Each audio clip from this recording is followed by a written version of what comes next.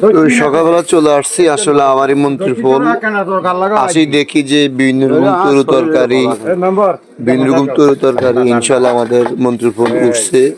তো আসলে সকালবেলা আসছি আসলে কিছু তরু তরকারি কেনার জন্য। তো অনেক মানে আসি দেখি যে অনেক সবজি আছে এখানে ভালো ভালো, এগুলা খুবই তাজা সবজি আজকে উঠেছে না?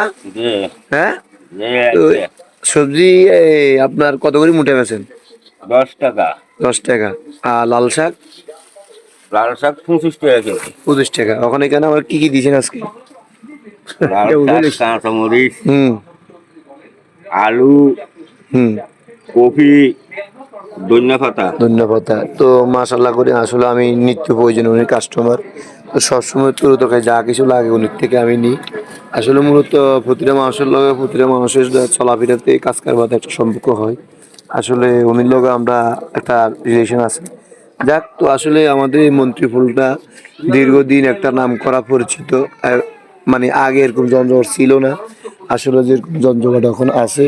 তো মূলত মানে এত দোকান ছিল না আগে, এখন যতগুলো দোকান আছে তো এখানে বিভিন্ন রকম সব ধরনের বাজার পাওয়া যায়। ওই যে দেখা যায় এখানে আরো বিভিন্ন রকম মানুষ তরু তরকারি নিয়ে বসছে, বিভিন্ন রকম লাল শাক, কদুর শাক, লাউ, তারপর টমেটো, মানে সকল ধরনের আইটেমের আপনার তরু তরকারি এখানে পাওয়া যায়। আর আমাদের পূর্ব সাইডেও একটা মার্কেট আছে, মসজিদ মার্কেট, মসজিদ সামনে।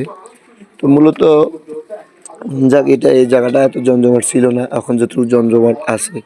তো যারা যারা আমাদের মন্ত্রিফল আসেননি সবাই আসবেন, আর সেখানে সব কিছু পাবেন, বাজার সদাই করতে পারবেন। একবার ঘুরে যাবেন, ভালো লাগলে এখান থেকে সদাইপাতি কিনতে পারবেন।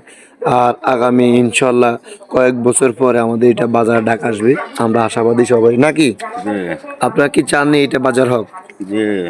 আপনি চাননি? হ্যাঁ, চাননি বাজার? আমরাও চাই বাজার হোক। বাজার হোক, বাজার একখান বাজার মিলে ভালো হইতো।